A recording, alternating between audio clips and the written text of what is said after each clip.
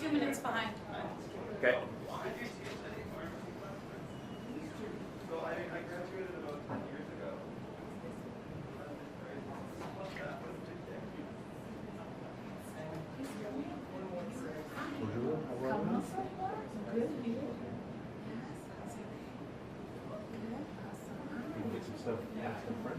Yes.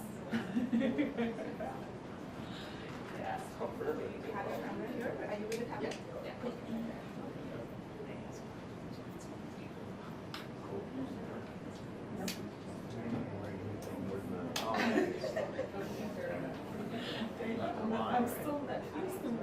Vancouver, where? It's gonna be. Don't jinx it. Basically, just that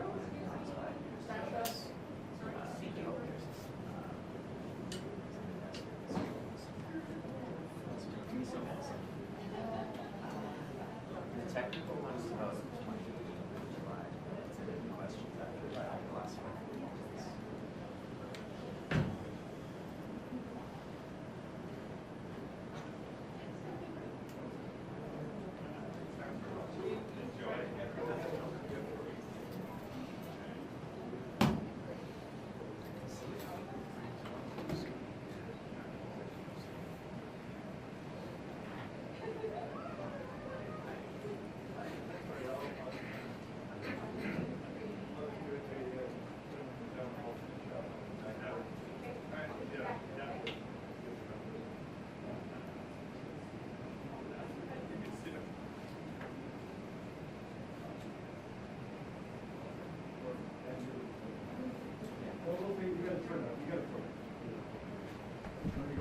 Yeah, we're gonna go on this side.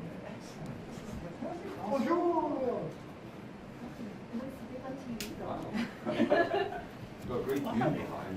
In person, no less. Holy mackerel. 2 here and then I'll bring the others over here.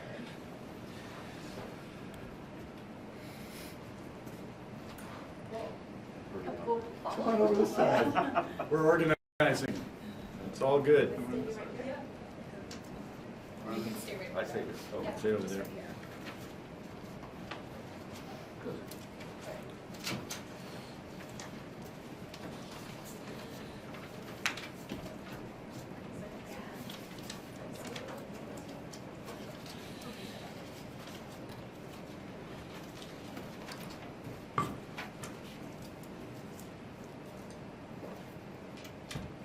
You ready to go?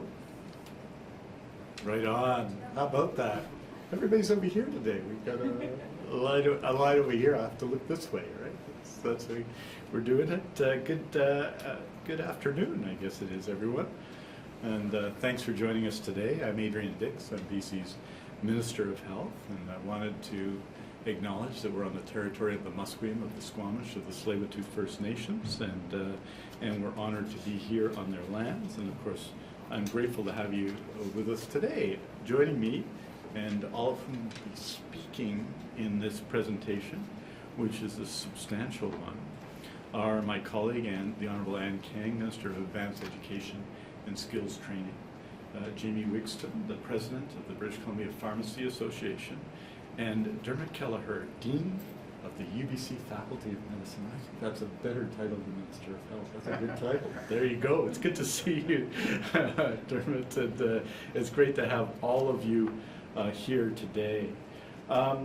Today, we're talking about, of course, and what we're going to cover are a number of key issues with respect to the healthcare workforce. And my colleague, Minister Kang, and I have been working diligently on this question, not just over the last number of months, but over the last number of years.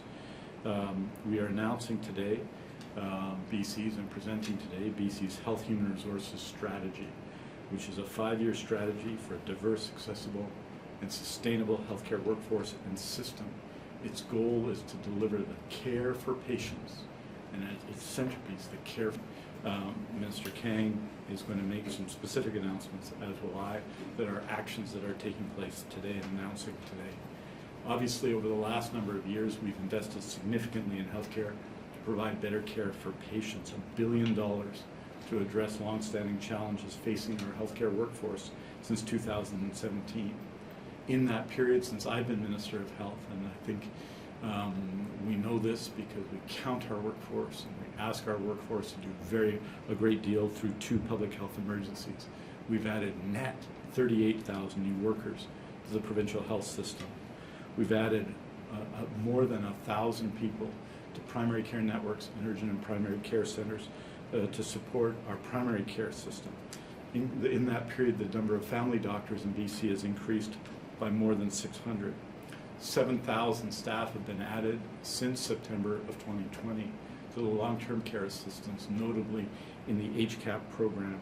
We've hired back 4,000 housekeeping and food service workers through the repatriation of contracts, and we've expanded nursing seats and physician residency spaces and healthcare assistant spaces and allied health spaces throughout our healthcare system.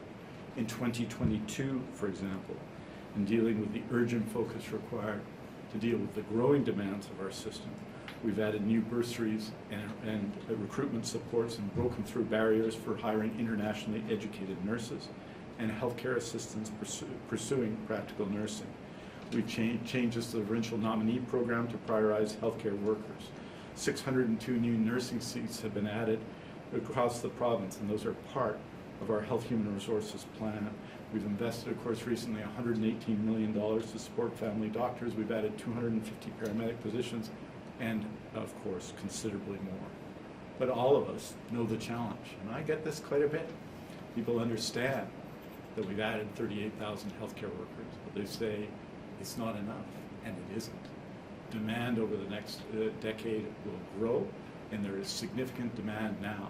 We're in the midst of 2 public health emergencies, and that's significant. And our healthcare system is responding to an aging population and the needs of that population and the inadequacy of where we were before these changes were brought in. BC, as people will know, was 10th in Canada in registered nurses, which would be good if there were 100 provinces, but there are only 10. When I became Minister of Health, we had gone through a generation of treating healthcare assistants poorly in our system and assigning to them laws that were profoundly unfair. And during the last 3 years, of course, we've had both the COVID-19 pandemic and the toxic drug supply, the overdose public health emergency, the aging population, and significant challenges not just for patients but for healthcare workers in our system, from stress and burnout to high staff turnover and retirements. This is not just a BC problem. The World Health Organization forecasts a global shortage of 15 million health workers across health systems by 2030, 15 million. Other jurisdictions, as you know, across the world and in Canada are facing significant challenges now. Some of the challenges we're facing, and indeed worse. We expect by 2032 demand for healthcare services to increase by 14% in BC on top of what we must deliver now, and that doesn't include the very significant new programs that we're adding to address issues of mental health and addiction. Our healthcare workers and our patients are both facing some of the strains and pressures of all of this that's going on, and we acknowledge, and I acknowledge, the strain and pressures healthcare workers have been working under over the past 3 years. We intend to work together with every aspect of the healthcare system and with patients to develop solutions that will make a career in healthcare a more sustainable and rewarding opportunity for people. This includes, as all of you know, and it's going on now, the ongoing talks with doctors at BC on creating a new compensation model, for example, for family practice doctors. Which brings us to our strategy, the Stronger BC for Everyone strategy, BC's Health Human Resources strategy, putting people first. The strategy lays out 70 total actions under 4 central pillars: retain, redesign, recruit, and train. This strategy is a key approach in delivering comprehensive and quality public healthcare services to people now and in the future. Retain, that's fostering healthy, safe, and inspired workplaces by supporting workplace health and wellness, embedding reconciliation, diversity and inclusion, and cultural safety, and by better supporting workers in high needs areas. We need to not just recruit healthcare workers, we need to ensure that healthcare workplaces provide healthy workplaces for people to work. We need to redesign our system, and we've seen some of these actions already, and you're going to hear about 2 of them today involving ambulance paramedics and first responders on the one hand and pharmacists on the other hand, making changes to systems and practice to improve the quantity and efficiency of care, ensuring that all of our healthcare workers can work to their scope of practice and work fully to their scope of practice and support them in doing that, and work more effectively as teams in our system. We need to recruit more healthcare workers, of course, and that means attracting people to fill new and existing vacancies, reduce barriers for internationally educated workers, you've seen some of that already, and improve practice readiness through supportive onboarding. That means when people come, that we have systems in place to support them when they're here and to ensure that their work here is successful. And training. We need to strengthen employer-supported training models so that people can ladder up, that people who are working in the healthcare system can aspire to new jobs and new responsibilities in that system, and of course, expand education seats, which we've already done, as you know. Recently announced the BCIT for allied health professionals for nurses, and we're going to make some announcements. Mr. King is going to make some announcements with respect to doctors today. So those are the 4 key elements of the human resource strategy. Retain, and you see with it 17 total actions focusing on issues from workplace safety to supporting workplace health and wellness. On redesign, 18 total actions. You're going to see a couple of those examples of those today. Optimizing scopes of practice and expanding opportunities for workers to support one another and build out team-based care. Recruit, 16 total actions to attract new workers, in particular to rural and remote communities, and remove barriers for internationally trained healthcare workers, and add training seats, for example, to the Health Career Access Program. And train, 19 total actions, including what's the exciting one that Minister Kang is going to announce in a few minutes. In addition to all of those actions, with respect to supporting our healthcare system in the coming years and now, immediately providing more supports for patients, we have to continue our task at addressing systematic and anti-Indigenous racism in our healthcare system. That means the full implementation of the In Plain Sight report, the independent review of BC Healthcare led by Mary Ellen Turpel-Lafond, but it also means ensuring at every level, from leadership, every level of our healthcare system, we're able to provide and promote opportunities for Indigenous people to lead our healthcare system and in the future, and that is an important priority throughout our actions. And so with that, presenting that report, and I encourage people, it is up on our website now, to review those 70 actions, and many of those actions will are starting the implementation process, and I can go through those perhaps in the question and answer. Others we're working through with either health professional colleges or with health professions, or in some cases working through as part of collective bargaining. Those 70 actions are significant, and they're the actions we need to take to continue to build on the progress we've made in many areas. When I became Minister of Health, 90% of care homes did not meet our own minimum staffing standards, and we've changed that by adding healthcare workers and by working with the sector. And we've done that in many areas throughout the system, but those are significant changes in the tens of thousands in that area, and we needed that, and we surely needed that when the pandemic hit, particularly long-term care. So to speak about one of the actions on the side of training is my exceptional colleague, the Honourable Anne Kang, the Minister of Advanced Education and Skills Training, who has been an enormous leader in building out training opportunities in BC, particularly for young people, and her focus on healthcare, of course, is a remarkable support to everybody working in the healthcare system. So over to you for the big announcement. You can go this way.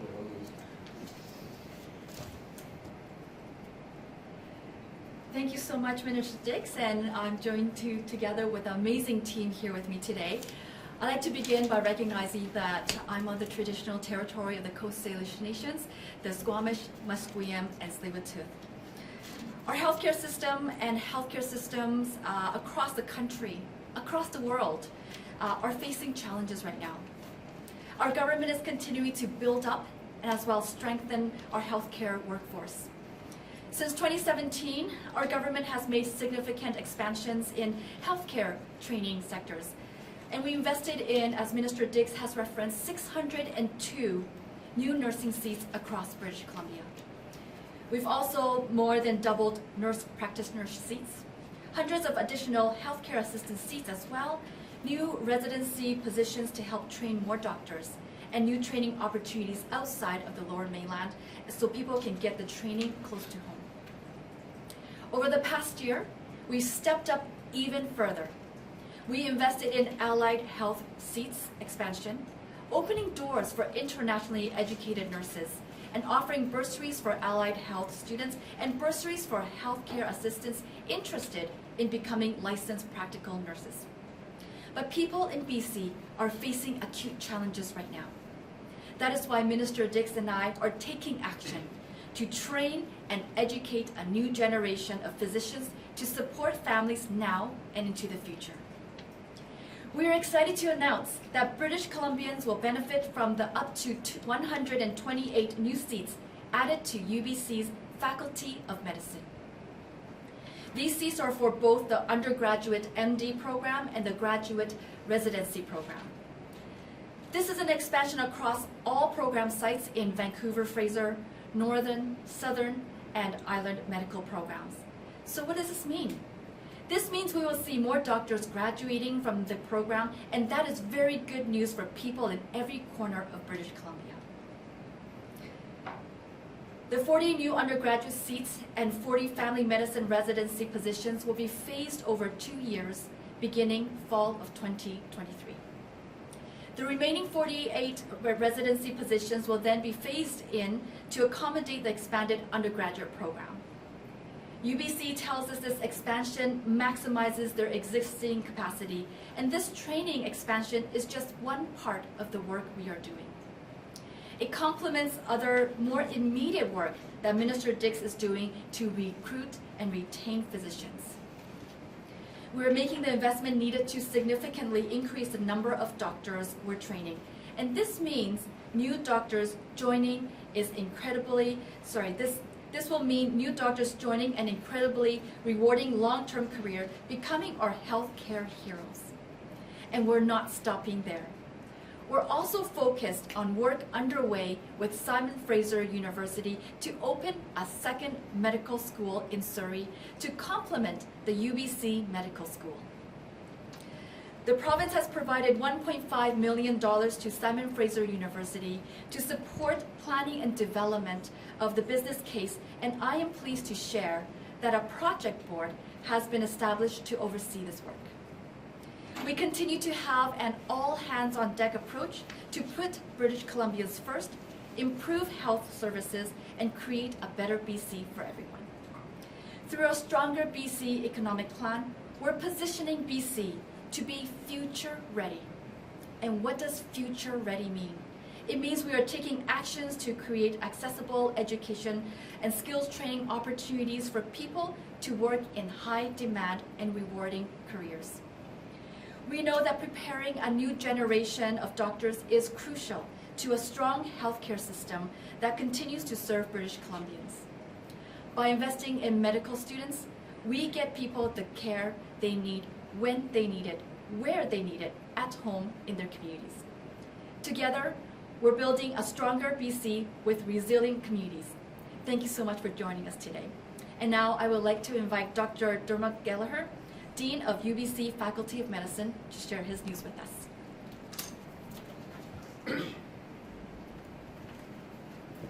Hello everyone, and thank you very much, Minister Kang, for that warm introduction. Before I begin, I'd like to also respectfully acknowledge that we're gathered here today on the traditional, ancestral and unceded territory of the Musqueam, Squamish and Tsleil-Waututh peoples. This is a wonderful day, and it's an honour and an exciting occasion to be here today as we celebrate the significant government investment in the expansion of medical education and training at UBC in both the MD, undergraduate and postgraduate medical residency programs.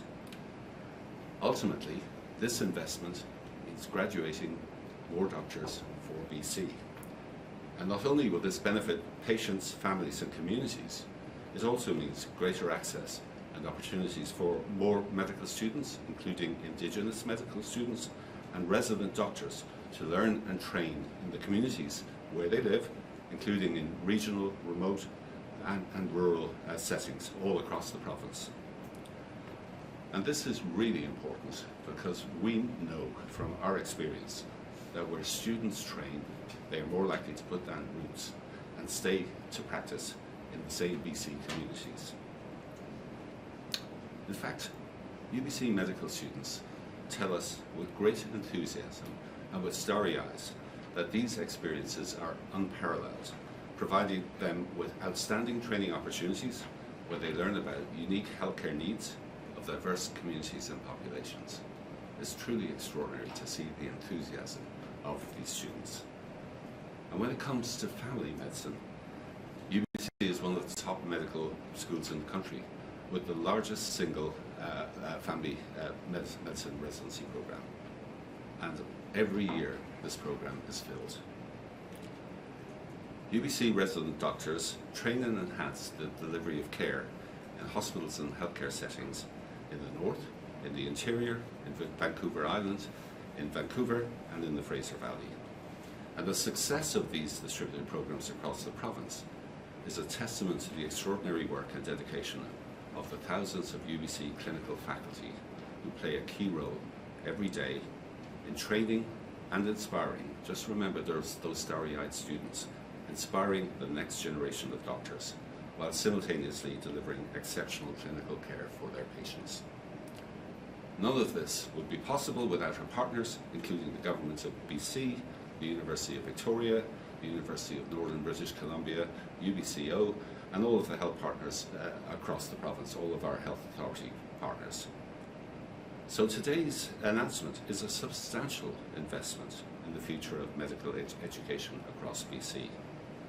It builds and complements the recent expansion of UBC health professional programs, such as physical therapy and occupational therapy and nursing, as referred to by Minister Kang, and beyond in the allied health professions that are fundamental to creating quality team-based care, which is why UBC is pleased to play a significant role in the Government of BC's broader strategy towards increasing the supply of doctors and health professionals for the benefit of patients and families, and also for students and resident doctors and aspiring students for our programs.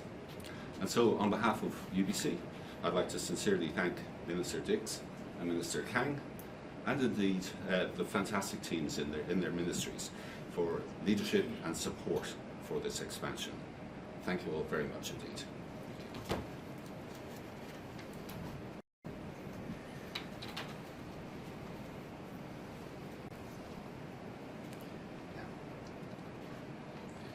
Thank you very much, Dr. Keller. Thank you, Minister Kang. And I'm going to now speak. This is, of course, extraordinary news, and one of the best parts of it, from our perspective, is the strong links that the University of British Columbia and the BC healthcare system have. Overwhelmingly, graduates of UBC work in British Columbia, over 90%.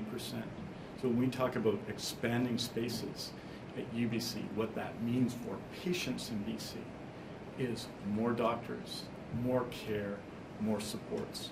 We have right now the largest family residency program in Canada, and we are expanding it. And with that, and with BC as a destination location for people who want to come to, witness the extraordinary migration into BC that's occurred even in this time of pandemic, we're going to be building a stronger healthcare system in the future. And I think you only have to spend time with resident doctors to know their commitment to team-based care, their commitment to the community, and UBC's commitment to supporting BC's healthcare system. It is a profound partnership. And as we build out other partnerships, it shows our ongoing commitment to UBC as we develop, and we talked about this at Second Medical School at SFU, the fundamental role that UBC plays, and its expansion today is a recognition of that fundamental role, and we are very, very proud of the work that we do together. I want to speak about a couple of other changes that are on the redesign side of our Health Human Resources plan, and in particular, expanding the scope of practice of pharmacists, which is pretty exciting news, I think, today, and will provide the support for our healthcare system.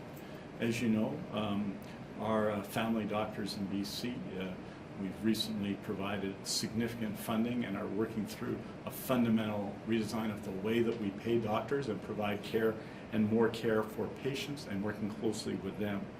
Part of that is to assist, and has been to assist, with fundamental challenges of overhead that they are facing. Also, we need to provide supports to ensure that we provide maximum care for patients. And part of that is using our 6,500 registered pharmacists in BC to assist in this effort. So today we're announcing two significant changes. First, beginning October 14, 2022, pharmacists will be allowed to administer and renew a wider range of medications, particularly for that set of patients who currently does not have access to a family doctor, and I'll be describing that in some detail. And then towards the beginning of 2023, pharmacists will be able to, and we're working through, and we'll be working through this for the appropriate approvals with the college and so on, we'll be able to issue prescriptions for less acute ailments such as allergies, indigestion, urinary tract infections, and acne, as well as, and very importantly, contraceptions. So this aligns with the federal directions set out by Health Canada and other provincial jurisdictions, and allows us to provide better care for patients using the exceptional skills of BC pharmacists. So just to put it in context, many prescriptions for chronic conditions are written to avoid 4 refills throughout a year. But if not filled in the year, the prescription expires at the end of 12 months, and we've seen that this is sometimes a challenge for some patients. So the first announcement, today we're announcing, pharmacists will be able to refill existing valid prescriptions for up to 24 months. In those circumstances where people have trouble accessing a family doctor. This allows greater access to medication for patients who unexpectedly may run out of their annual refills. For people who have lost their primary care providers, pharmacists will have an expanded ability to renew a prescription for patients with chronic conditions who have been stabilized on their medications. We expect that pharmacists will therefore be able to support a majority of patients who do not have access to a family doctor due to retirement and are unable to access primary care to have critical prescriptions renewed. In those situations where a pharmacist is concerned about renewing a prescription for a patient, a pharmacist will be able to seek advice on behalf of the patient from a prescriber, which may result in a referral. And note that we will have, through the Ministry of Health, medical staff on staff to support this system. Now, already pharmacists play a crucial role in renewing prescriptions in our system, 200,000 prescriptions last year, but this expands on that. And then, in 2023, further changes, as I noted, to address and allow pharmacists to expand for minor ailments and for contraceptions. And so all of this, I think, is a positive and an expansion in the access to care for patients in BC. It's not focused on barriers, it's focused on team-based care, on healthcare professionals working to the full extent of their scope of practice and working together to see that patients get the care that they need. And it's my honor to introduce the president of the BC Pharmacy Association, Jamie Wigston, to speak more about these changes. Jamie? Okay, thank you so much, Minister Dix. I'm so excited to be here for a couple of very fantastic announcements. As he said, my name is Jamie Wigston. I'm the president of the BC Pharmacy Association, and I'm a practicing pharmacist in New Westminster. I want to first start by thanking Minister Dix for his leadership and timely response to what is a growing healthcare crisis in primary care for British Columbians. On behalf of the thousands of community pharmacists across the province, we know these decisions are vitally important to patients anxious about running out of their needed medication before being able to find a prescriber. In my practice in New Westminster, I often hear from patients who are trying to access primary care to renew prescriptions. Being able to help these individuals continue their treatment so they won't go without a missed dose is so crucial to their care. This is especially important for individuals dealing with mental health and substance use disorders, who need access to their medication in a timely and critical manner. Today's announcements also help patients in areas that may have community pharmacies, but a medical clinic or a prescriber might be hours away. As a pharmacist, we work collaboratively with primary care physicians in rural areas, and we often hear the challenges that they face. Enabling pharmacists who have the expertise, training to prescribe for minor ailments, like the minister said, for acne, UTIs, contraception, means we can fully support patients and that they have access to getting these urgent medications that they need in a timely manner.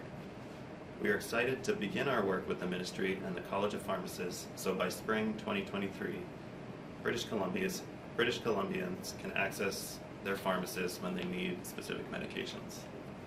We welcome the opportunity to work collaboratively with our primary care physician colleagues to support all BC patients. Thank you so much, Minister Dix. Pass it back to you. Thank you.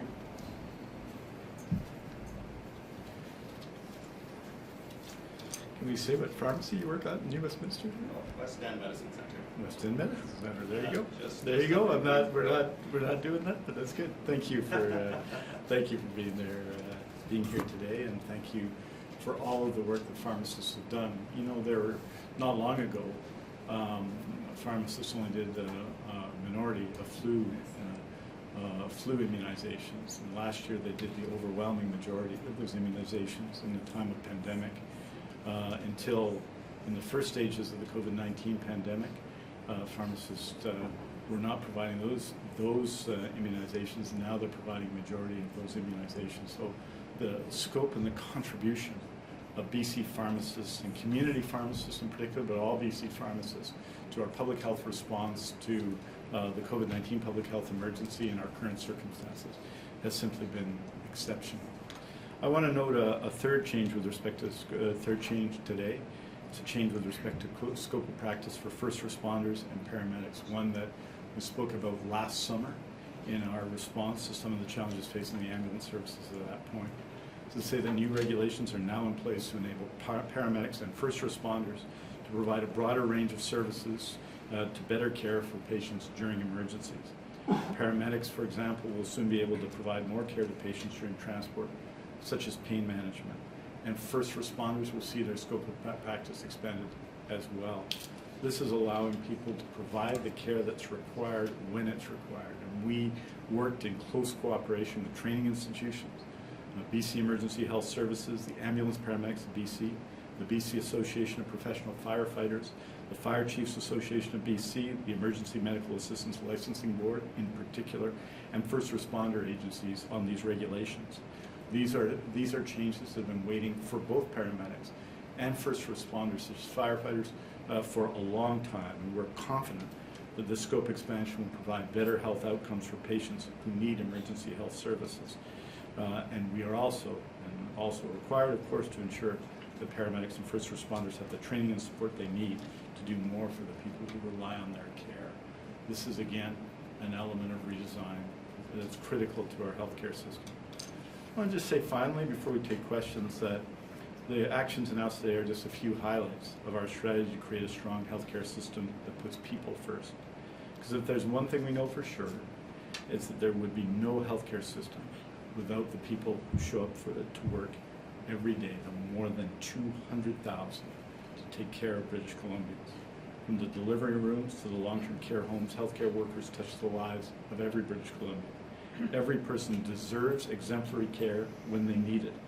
And together we need to build a healthcare system, build on our successes of the past, build on our response to the current public health emergencies to ensure that we have a system in the future with new challenges before us that will provide the care that patients can count on and that they deserve and that they need. The improvements we are making today and over the next 5 years will make a difference and prepare us for the future need and demands of people in BC. And as we work hard to pave the way forward, we will continue to listen to people. Their voices matter. The extraordinary people who work in our healthcare system and all patients in BC and all residents of BC, who every single one have a stake in that system. When you need healthcare, nothing is more important than healthcare. And I want to thank all of all of the people working in healthcare and all of the people who support healthcare in BC, all of the residents of BC who have done so much to support us during this public health emergency, the 92% who received their first 2 doses of immunization, all the actions that often considerable sacrifice people take over the past 2.5 years in the COVID-19 pandemic to keep one another safe. We have, I believe, profound and important support for public health care. It has never been more important for patients and for the people that work for it. And we are putting in place today and continuing the effort to ensure that we have the health human resources, the people necessary to provide the care for everyone when and where they need it.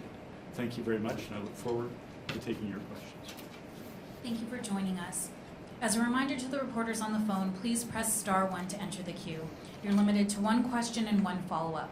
Please also remember to take your phone off mute, as you are not audible until your name is called. Our first question is from Justine Hunter, Globe and Mail. Justine, go ahead. Thank you. I just wondering first, maybe this is a question for Dr. Kelleher. I'm just trying to get a sense of when these new doctors might actually get into the system practicing medicine with these new seats. And are we, can you just clarify, are we talking about 128 additional doctors? I'm just a bit confused with the residence, graduate, undergraduate seats. So if you could just clarify that. Thank you very much for that question. We are going to admit the first tranche of new doctors in the 2023, and the 40 new doctors will be admitted between 23 and 24. The additional positions are actually postgraduate medical education positions, up to 40 over the next 2 years, and then that will be followed by the additional positions which are necessary to support our additional tranche of 40 new students. So that comes up to 48 because we typically allow 1.2 for each undergraduate medical education position. So the first tranche will be of students will be starting in 2023. The second tranche will be starting in 2024. 4 years later, they'll graduate. But the initial tranche of residency positions precedes that and comes into action over the next couple of years. Justine, do you have a follow-up?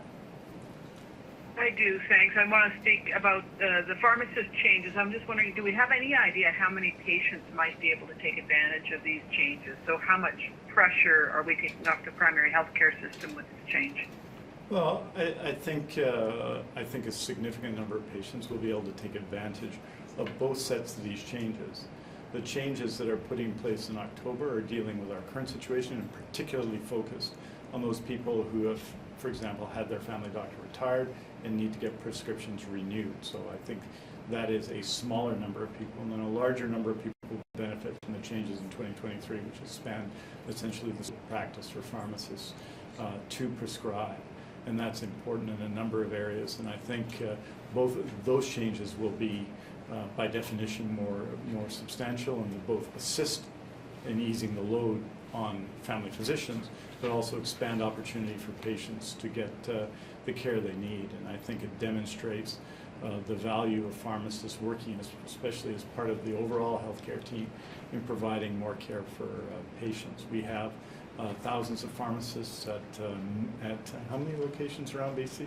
About 1,300. About 1,300 locations around BC. This is obviously an addition to that system, one that will be supported by the system, will follow the direction of course, healthcare colleges, and we'll see people continuing to work strongly in teams. But the changes this fall will be a smaller number, but significant, particularly significant for those patients in those circumstances.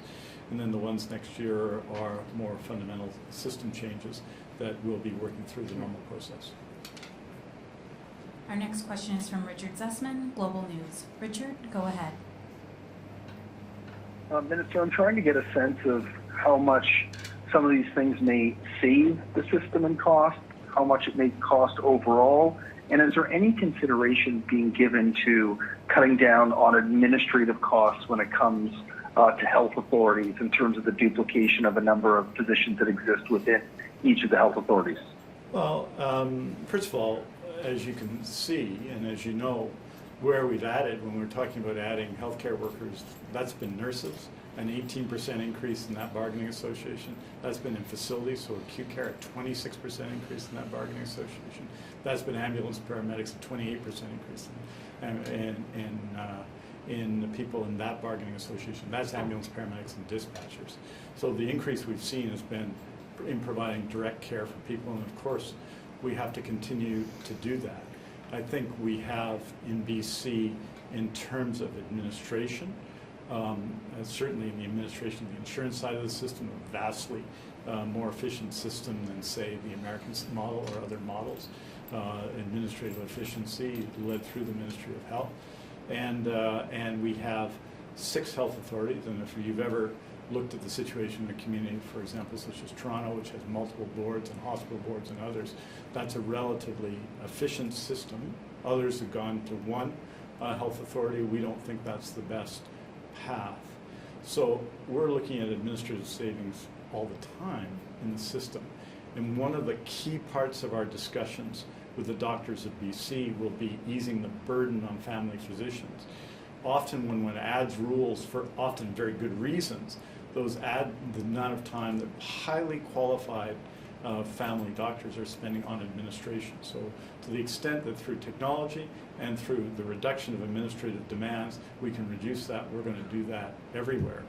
But the idea, I know that some people promote the idea that there's been an increase in administration, or this is not the case. There's been an increase in care and a dramatic increase in the demand for care, particularly as a result of 2 public health emergencies, but also an aging population and simply dramatically more people in BC are compared to everywhere else, really.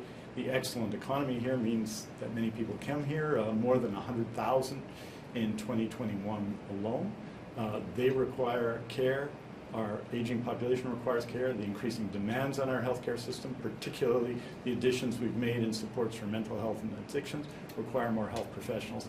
So we've been adding that at every level. More nurses, more doctors, more health sciences professionals, more paramedics, more healthcare workers. That's where the additions have been. That's where the increase in the size of the system has been. It's been in direct care for patients, and our workers, in spite of all those efforts, are, especially after 2.5 years of COVID and 6 years of the overdose public health emergency, of course, extremely strained and are working flat out all the time, and that's why we need to provide them more support and more help. Richard, do you have a follow-up? You mentioned, Minister, near the beginning, a change for data services coming for doctors in the province. Can you give us an update on how close we are here, and how quickly do you expect to be able to unveil the way that structure will change? So we took a couple of immediate actions as we were working through these discussions with the doctors of BC, because this is a fundamental change in our primary care system that we're working through with them. And so by interim, as you know, we provided $118 million to support doctors with overhead and other demands to ensure the stability of medical practices through this period of discussions as we undertake together this reform of the system.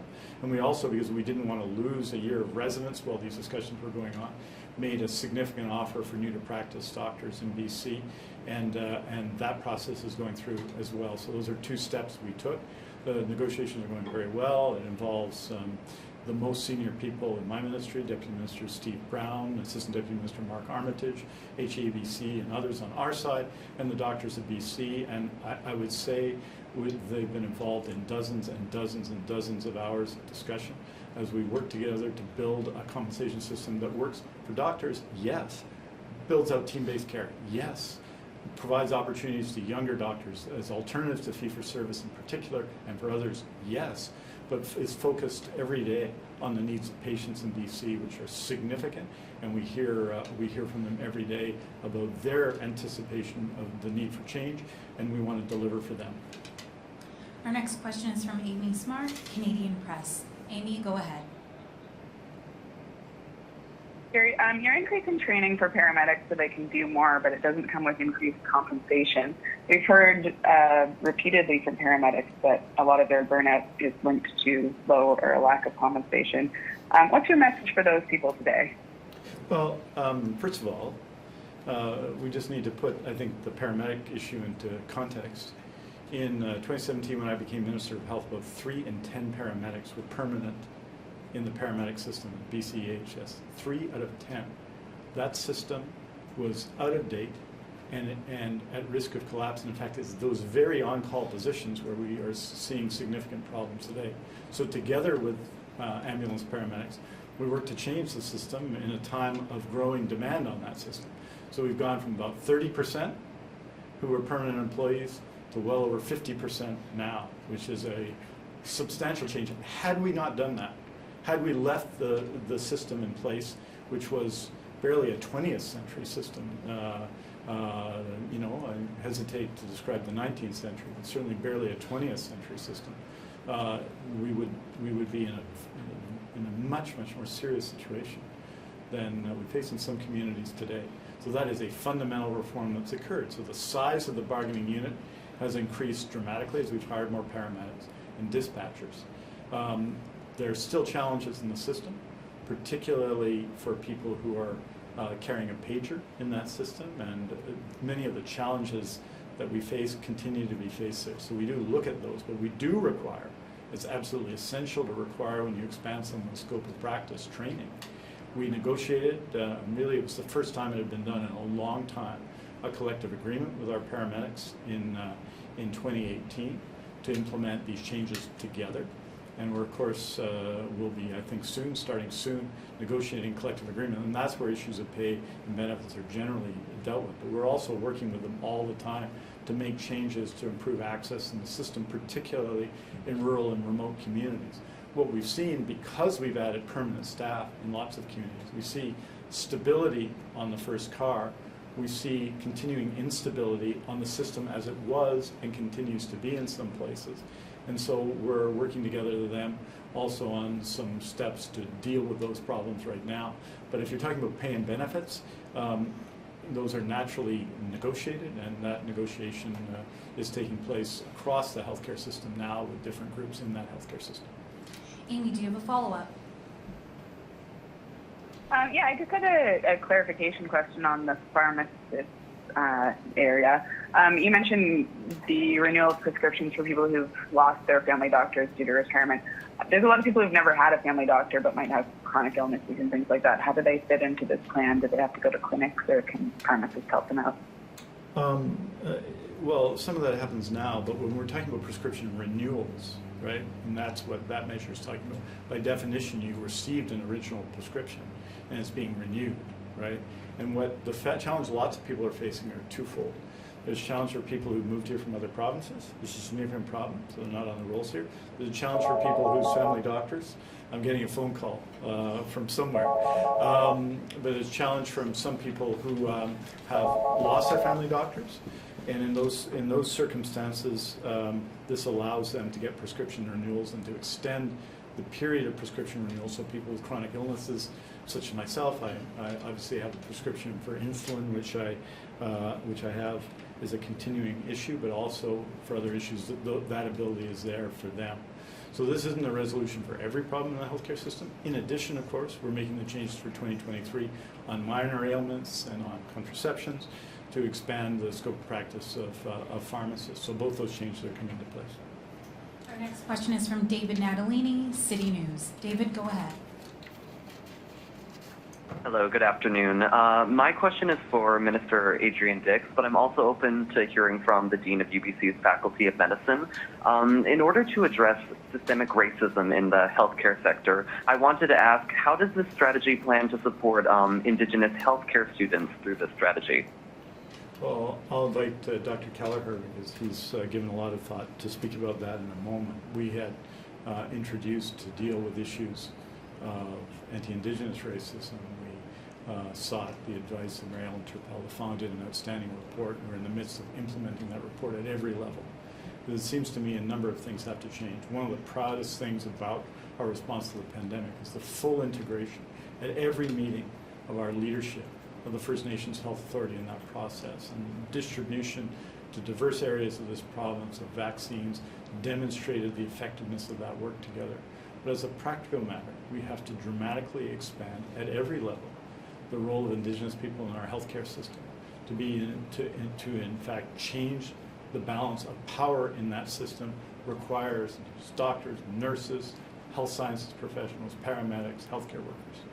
And so we have to create more opportunities for that and implement all of our commitments under the In Plain Sight report by Mary Ellen Turpel-Lafont, because there's all those elements of the system in place for healthcare workers, yes, and Dr. Kelleher will talk about that with respect to the UBC Medical School, but also for patients.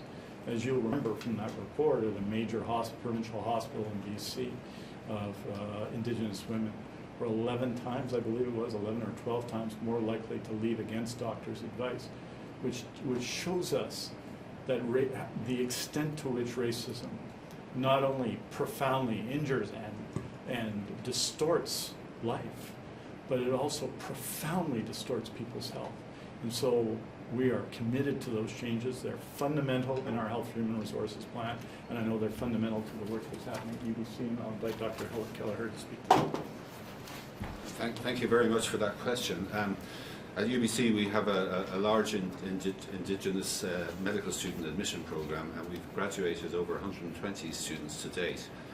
We've also expanded that process to encompass all of our other health disciplines, with an increasing number of Indigenous students, particularly marked, I would say, in midwifery.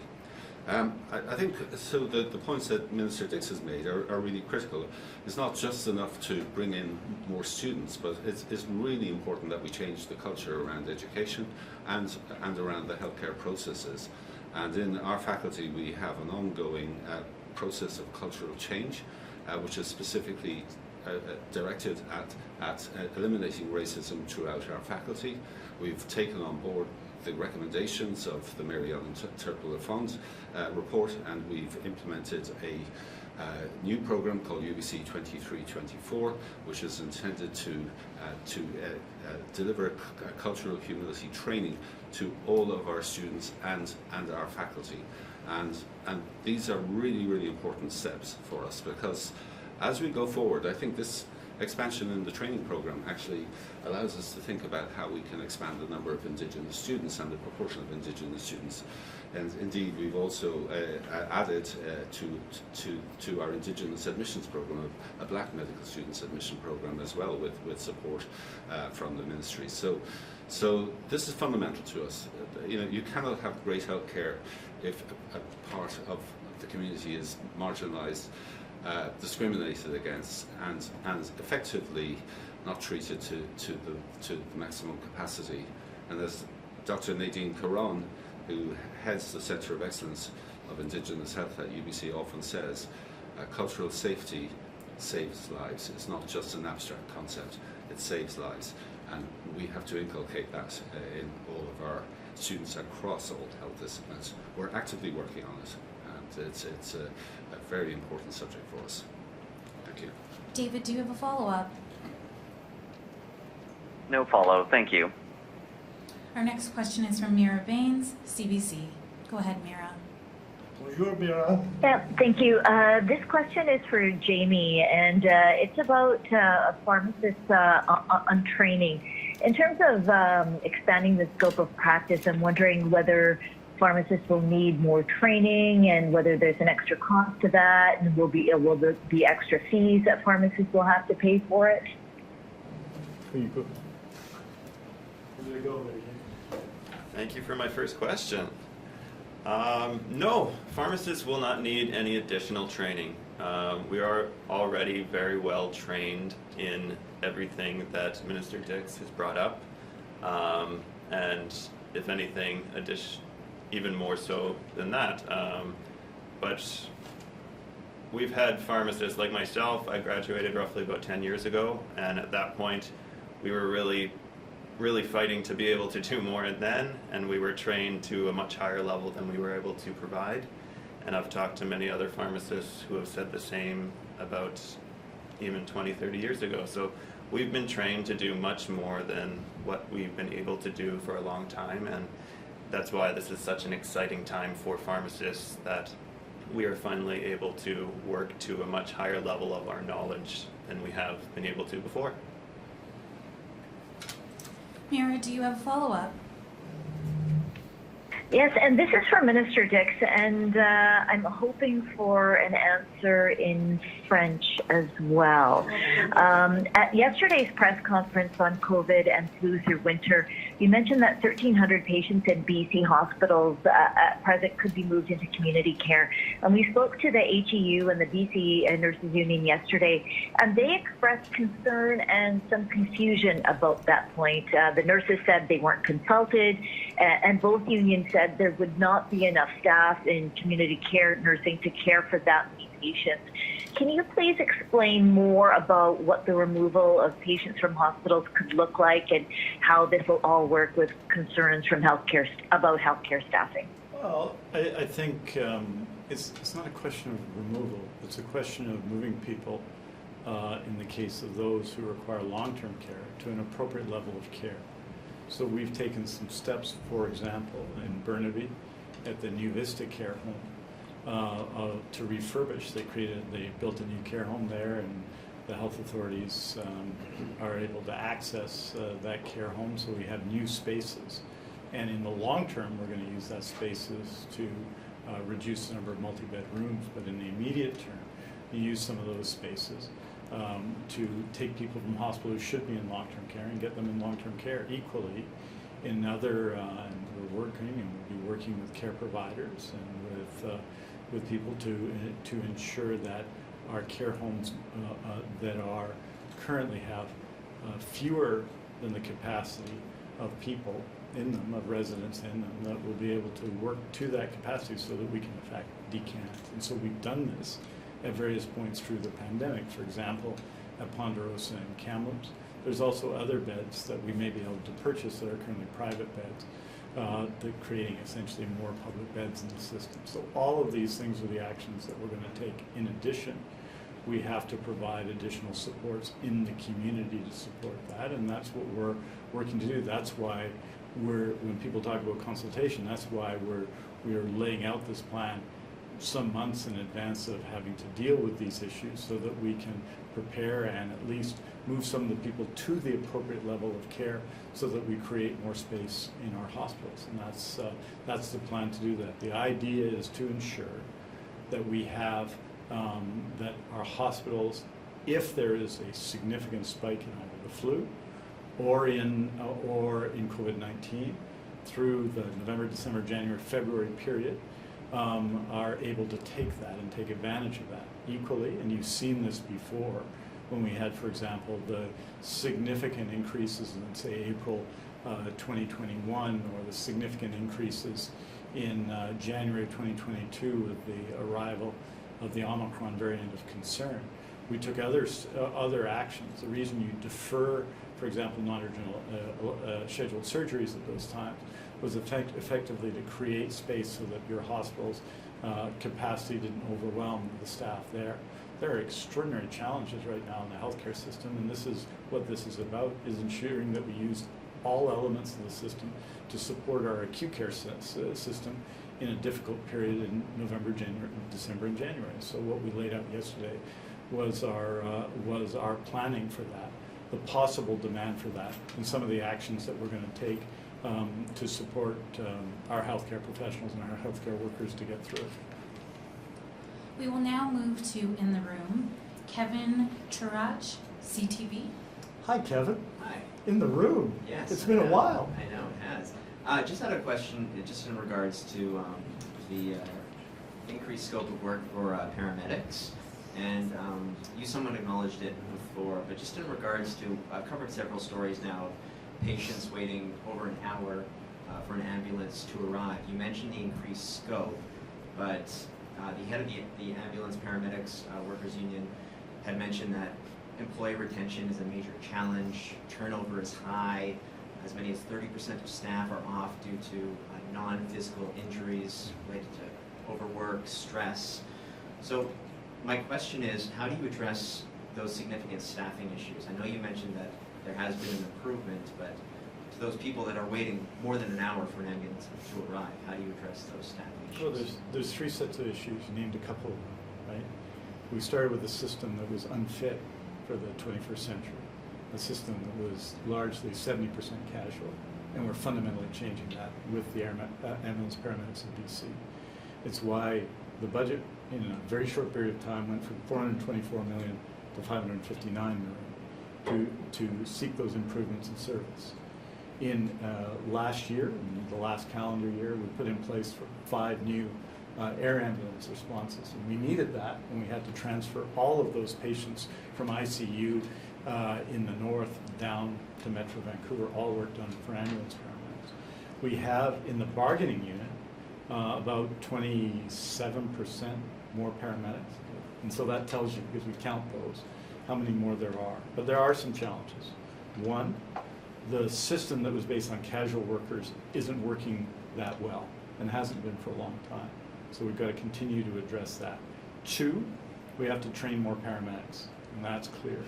3, it seems to me, we're facing a massive increase in demand, not in all cases, but in our most serious cases. So they define paramedic cases by color, so the most serious ones are purple and red. Those are immediate response. Those are life and danger circumstances. And the number of those has increased over the last 2.5 years by about 26%, which is exceptional. And that tells us some of the challenges facing people's health in a pandemic and the impact as well of the overdose public health emergency. So we have to continue to train more. We see that in the Health Human Resources Plan. We have to transform the system. We're doing that with our ambulance paramedics. And we have to work through some of these problems. And there are different kinds of problems in different places. In urban areas, there's significant challenges of response and the pressure and the type of workload. In rural areas, we're having challenges in so many communities with the second car, which tends to be a casual car, in getting people to fill that position. And that puts you under pressure, because when one car is on a call and there's a second call, if you're in a community that gets 1 call a day, well, that might be 4 calls in one day and no calls the next day, right? So the second car is important. And we're working through with our ambulance paramedics to address some of those problems. We're obviously addressing some of these issues as well in terms of our work with the union. And finally, there's the issue of people booked off sick, which is very high, higher in this bargaining sector than anywhere else. Partly that is the quality and the pressures of this work, which is considerable right now, and that's particularly true in the overdose public health emergency. So we have to take steps to help our paramedics get back to work sooner, if that works for them, but also to, more importantly, to recover from the challenges that they face. So we're taking all of these actions. It is, other than mental health addictions, we have increased spending more on the BCEHS, on the ambulance system, than anywhere else. We're transforming the system. We're hiring more paramedics, but clearly the demand on the system by patients who need immediate care is growing, and we have to continue to meet that. And that's why you're seeing all of this investment and all this action, including in this year's budget, where we added a significant number of new funding for ambulance paramedics. But we've got to meet that demand on a lot of calls. If you were getting a lot of calls where people were not needing an ambulance, but needing medical care, right, and they were calling not inappropriately, but they were a low level of acuity, you could respond to that, and we do. We've also doubled the number of 811 calls we take every day, so that increase in demand has been felt in the system. But where the real challenge in the system is an increase in what I call purple and red calls. And the only way to meet that test is to have more ambulance paramedics working. And that means retention, that means recruitment, right? That means training. Those are the elements of this plan. And that means ensuring the system responds and redesigning the system by expanding the scope of practice, expanding what ambulance paramedics can do, expanding what first responders can do, so we can provide better care for people. Kevin, do you have a follow-up? Just a follow-up. This is in regards to internationally trained healthcare professionals. You spoke about how you want to streamline that process to get people practicing in this province. Any idea on what that'll look like, or any specifics? Well, we had some specifics in April for nurses, right? We had a $9 million program, because what we have are multiple systems of essentially accreditation for international nurses. So we provided very significant changes both to streamline that situation for nurses, which are significant, that the College of Nurses are very much part of, and to provide essentially support, $9 million in support and bursaries, so that the fees were not an impediment for people practicing. Those were significant changes, and they're having a positive effect. And we're going to do more to assist internationally educated nurses to come and work in BC sooner. That's critical. Similar circumstances and similar work is being done with the College of Physicians and Surgeons on doctors, and the expansion, for example, of residency positions always assists us in that as well. Generally, both those that are trained in British Columbia, those that are trained in Canada and in North America, and those that are trained around the world. We also have a process in place for allied health workers as well to do some of the same things. So systematically, we've got to reduce those barriers, and we are, and to support workers when they arrive, because sometimes when workers arrive and then go to where we need them, they don't have sufficient supports when they get there. Right? So there's a retention issue, and we want to continue to take action on that. Finally, there's the Practice Ready Assessment Program in BC, and we're expecting to add doctors to that program as well to support not just rural and remote communities where the focus has been up to now, but other communities which are facing shortages of doctors. Our last question is from Wildernett Paul, Radio Canada. Thank you. Et bien sûr. Bonjour, Monsieur Dix. Alors, deux questions pour vous. Commençons par la première. On annonce aujourd'hui plus de places en médecine. À quel moment ces futurs médecins seront-ils en mesure de desservir la population, donc les Britanno-Colombiens? J'aimerais savoir à long terme, quel est le plan de la province? À quel moment sera-t-on en mesure d'avoir des médecins de famille pour tous les Britanno-Colombiens? Eh bien, premièrement, c'est l'annonce aujourd'hui est bien entendu très importante parce qu'on ajoute 40 places, bien sûr, mais aussi des places, des postgraduates pour des gens pour le deuxième élément de l'entraînement. Donc, ça va ajouter des médecins ça va commencer dès 2023. Parce qu'on a besoin maintenant des médecins actuellement, mais aussi il y a une grande augmentation de la population dans les 10 prochaines années. Et notre population de médecins, il y a par exemple 400 médecins qui ont de familles qui ont plus de 70 ans. Donc il faut les remplacer et puis ajouter au système. Et donc ce changement, avec la création d'une nouvelle école de médecine en Colombie-Britannique, à SFU, va ajouter à tout cela. C'est très important. Donc, ça, ces actions, c'est pour les 4. On va avoir un grand défi dans 4 ans, n'est-ce pas? Et il faut faire cela. Si on n'a pas fait cela depuis quelques années, et les conséquences sont vues aujourd'hui. Donc, on fait ça au medium, au terme medium, n'est-ce pas, qui sont importants. Je pense qu'il faut quand même aussi travailler pour assurer, surtout pour les médecins de famille, qui travaillent comme médecins de famille dans la communauté. Et donc, on a pris des actions au mois de juin. On porte des fruits actuellement pour que des gens qui sont entraînés à UBC vont travailler dans la communauté, dans le système de santé, dans la communauté. Parce qu'il y a beaucoup d'options, mais on veut plus de médecins de famille dans la communauté. Donc, on a plusieurs actions sur cela. Mais dans ce plan, il y a 70 actions qui vont contribuer à toutes les exigences et la nécessité pour des gens en Colombie-Britannique. Et je pense que c'est un plan important. Et j'invite tout le monde à le lire. Et je pense que cela démontre notre détermination. Parce que ce n'est pas un plan, c'est des actions qui sont importantes. Il y en a 70 ici. Et je pense que ça va faire une grande différence. Merci. Je vais aller avec la question de suivi concernant les pouvoirs accrus accordés aux pharmaciens. C'est une mesure qui existe déjà dans d'autres provinces depuis un bon moment. Alors, pourquoi ça a pris autant de temps ici en Colombie-Britannique de mettre en place cette mesure qui semble assez simple? Donc, pourquoi ça a pris autant de temps? Qu'est-ce qui bloquait et qu'est-ce qui a motivé justement la mise en place de cette mesure? Est-ce que c'est une admission qu'on se dirigeait vers un mur? Écoutez, je vais pas parler de la période libérale, n'est-ce pas, mais seulement de nôtre. Je pense que c'est une action importante.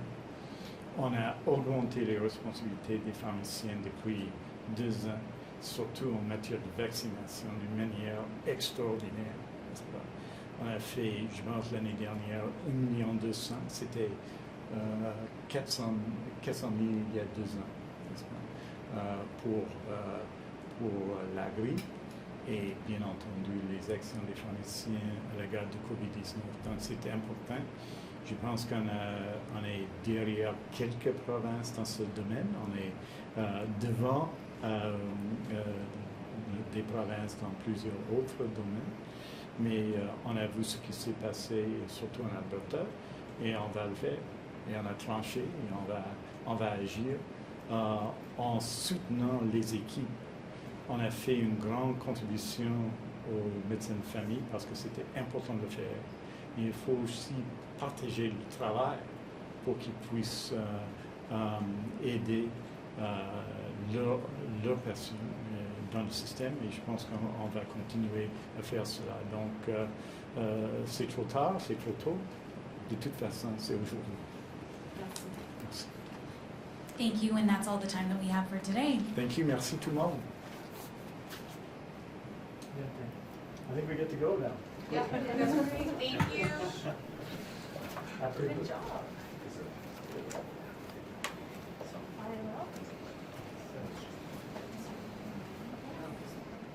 Thank you. Good job. There you go. So just with so